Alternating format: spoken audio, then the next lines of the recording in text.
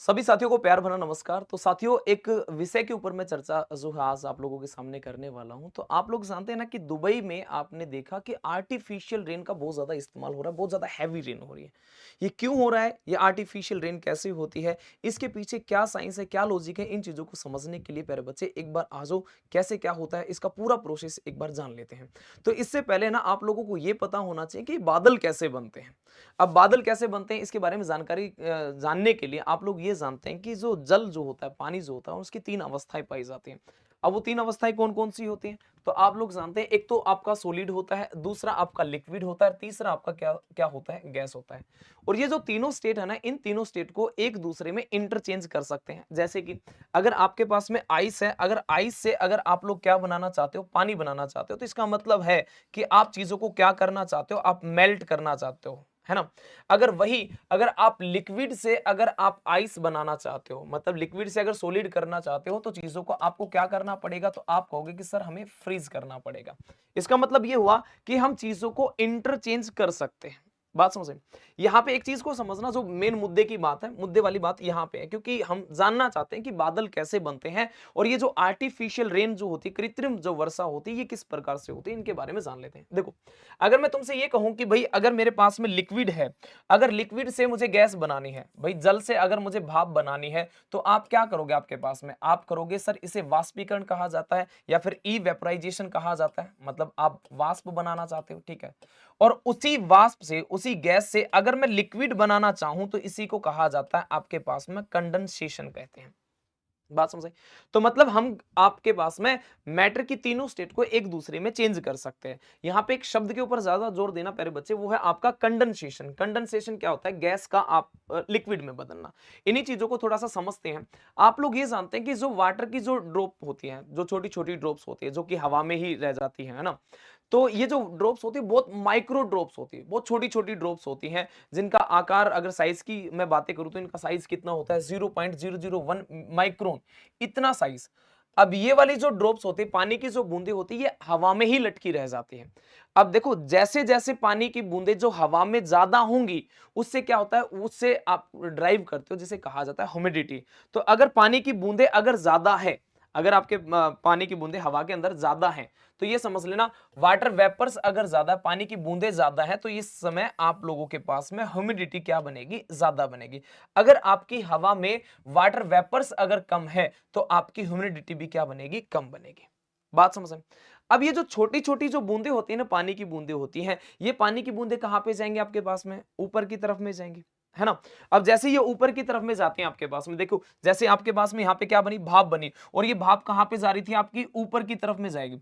ऊपर की तरफ में जाएगी, तो आप जानते हो कि जैसे जैसे हम लोग हाइट पे जाते हैं, वैसे वैसे आपके पास में ना ठंड ज्यादा होती है। पता है ना इस बारे में कि आप जैसे हिल एरियाज पे चलेंगे, वहां पे जो सर्दी है, ठंड वो ज्यादा होती है। जैसे जैसे हम लोग हाइट पे जाएंगे, तो ठंड आपकी बढ़ती चली जाती है। वैसे ही जो पानी की जो बूंदे होंगी ना, ये पानी की बूंदे जैसे जैसे ऊपर जाएंगी, तो क्या होती चली जाएंगी? ठंडी होती चली जाएंगी, है ना। और जैसे जैसे ठंडी होंगी, तो देखो पानी की बूंदे क्या हुई? ठंडी। अगर एक सीमित एरिया से भी अगर ये ऊपर चली जाएंगी, अब ये ठंडी थी, तो जैसे ऊपर जाएंगे, तो ये बूंदे है ना आपके फ्रीज होना स्टार्ट हो जाती हैं। तो ये छोटी छोटी जो बूंदे थी, फ्रीज होंगी। अब जैसे ही फ्रीज होंगे आपके पास में, तो ये छोटे छोटे आइस क्रिस्टल बना देंगे, और बहुत सारे आइस क्रिस्टल जब आप लोगों के एक साथ इकट्ठा होते हैं ना आपके पास में, तभी आपके पास में ना दो चीजें बनती हैं। दो चीजें क्या बनेंगी आपके पास में? एक तो आपके पास में क्लाउड्स बनते हैं, आपके उसी समय प्यारे बच्चे क्या बन जाते हैं? बादल बन जाते हैं। तो ये छोटी छोटी आपके पास में जो वाटर ड्रॉपलेट्स हैं, छोटी छोटी जो पानी की बूंदे थी, यही आपके पास में क्या बनाती हैं? बादल बनाते हैं। और इन्हीं से जैसे ही मैं ऊपर जाऊंगा, तो मैंने कहा था ना, हाइट से ऊपर जाओगे तो ठंड ज्यादा बढ़ेगी, तो ये पानी की बूंदे ना फ्रीज होना स्टार्ट हो जाती है, जिन्हें आइस क्रिस्टल कहा जाता है। तो बादल जो दिख रहे हैं ना आपको, जो हमें विजिबल होते हैं, मोटे मोटे जो बड़े बड़े बादल जो दिखाई देते हैं, वो वास्तविकता रूप में क्या है? वो वाटर की ड्रॉपलेट्स हैं आपके पास में, ड्रॉपलेट्स हैं, ठीक है। उनसे ऊपर वाली जो है ना आपके पास में, जो इरेगुलर शेप में पाई जाती है, वो आपके क्या होते हैं? Ice crystal. और यहीं से चीजें आप लोगों की शुरू हो जाती हैं। ये जो आइस क्रिस्टल होती है ना आपके, ये आपस में जुड़ेंगी। जैसे ही जुड़ेंगी, तो इनका वजन क्या हो जाता है? हैवी हो जाएगा। और जैसे ही हैवी होगा, तो क्या होंगी? ये नीचे आना स्टार्ट हो जाएंगे। अब जैसे ही नीचे आएंगी, तो सरफेस पे अगर आपके पास में गर्म हवाएं हैं, मतलब हवा के अंदर अगर गर्मी है, तो प्यारे बच्चे अगर गर्म हवाएं होंगी, तो वो आइस की जो बूंद, आइस जो थी ना आपकी, वो मेल्ट हो जाएंगी और आपकी बारिश बन जाएंगी, ठीक है। अगर सरफेस पर अगर ठंडी हवाएं हैं, तो वो जो आइस की जो बॉक्स आ रहे थे आपकी, वो क्या बन जाएंगी, तो वो आपके पास में जो आप रूप ले लेंगे उसे क्या कहेंगे, स्नोफॉल। बातें समझ में आ गई। अब यहां से है ना आपका एक प्रोसीजर स्टार्ट होता है, और वो प्रोसेस क्या होता है उसको जरा थोड़ा सा समझना। कई बार आप लोगों ने एक चीज नोटिस की है ना कि छोटे भाई बहनों, कि जैसे हम लोग बाथरूम में नहाते हैं तो आपने देखा होगा कि बाथरूम में अगर मिरर लगा हुआ है, शीशा लगा हुआ है, तो उस शीशे पे ना पानी की बूंदे आ जाते हैं। अब सोचने वाली बात यह है कि हम तो नहा रहे थे तो वहां पे पानी की बूंदे कैसे पहुंची। तो जैसे हम लोग नहाते हैं ना, तो पानी की जो छोटी छोटी ड्रॉपलेट से जो ड्रॉप थी, जो कि आपकी भाप बन चुकी थी, वही भाप आपकी शीशे पे चली जाती है। ये कुछ आपको इस प्रकार से व्यू दिखाई देता है, ये छोटी छोटी बूंदे। तो इसका मतलब ये हुआ कि जो आपके पास में भाप थी, जो वाष्प था आपके पास में, वेपर्स जो थे, उसको पानी बनने के लिए, यहां पे देखो पानी की जो बूंदे बनी है, तो पानी की बूंदे बनने के लिए कोई ना कोई चीजें चाहिए होंगी, उसे क्या कहते हैं, तो उसे कहा जाता है सरफेस। तो यहीं से चीजें आप लोगों की स्टार्ट हो जाती हैं। मतलब जो बादल है, बादल को पानी बनने के लिए क्या चाहिए होगा, सरफेस चाहिए होगा, और यहीं से चीजों की शुरुआत होती है, और जिसे कहा जाता है आपके पास में क्या, आर्टिफिशियल रेन। अब आर्टिफिशियल रेन की शुरुआत होती है यहां से। एक बार जरा और शब्दों को समझना, देखो अगर हम लोग सिल्वर और आयोडाइड को अगर हम लोग मिला देते हैं, तो आप लोग जानते हैं सिल्वर आयोडाइड बनता है, जिसे कहा जाता है एजीआई, आपके पास में है ना, जिसे क्या नाम देंगे, एजीआई के नाम से कहते हैं, इसे कहा जाता है एजीआई, सिल्वर आयोडाइड कहेंगे। अब सिल्वर आयोडाइड ही है आपके पास में, जो कि आपके पास में क्या करता है, इनकी भी शेप वैसी ही होती है जैसे कि जो आइस के जो क्रिस्टल होते हैं ना, वैसी इसकी शेप होती है। अब प्रोसेस में क्या होता है कि किसी भी विमान के द्वारा या फिर किसी भी पर्टिकुलर चीज के द्वारा, जो कि बादलों तक आपके पास में क्या पहुंचा दे, सिल्वर आयोडाइड पहुंचा दे। अब बादलों तक जैसे ही सिल्वर आयोडाइड पहुंचेगा, तो ये हमारे पास में बादल है। अब बादल में पहले ही बताया था कि आइस के छोटे छोटे क्रिस्टल बन जाते हैं, है ना।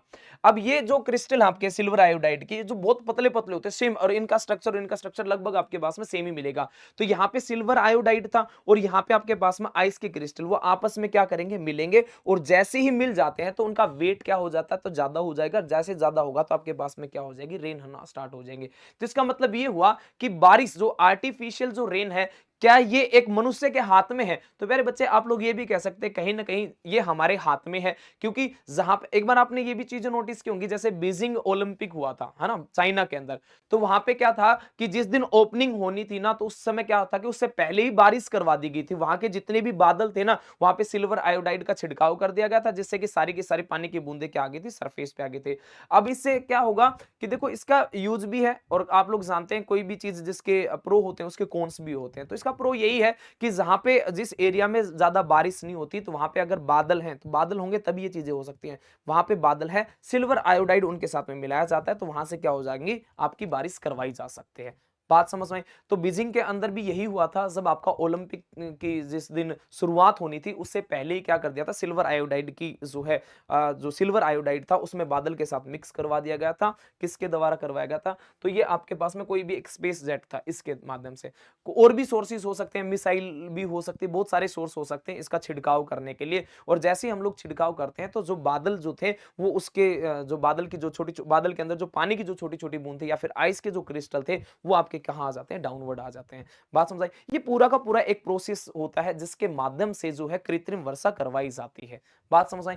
ऐसी और भी बहुत सारी वीडियोस, या फिर ऐसी और भी बहुत सारी इंफॉर्मेशन जानना चाहते हो, तो प्यारे बच्चे टेक्स्ट बुक रेलवे के माध्यम से आप लोग जुड़ सकते हो, और बहुत सारी इंफॉर्मेशन को हासिल कर सकते हो। आज के लिए इतना ही करते हैं। Thank you so much, have a nice day. आप सभी को जय हिंद, जय भारत।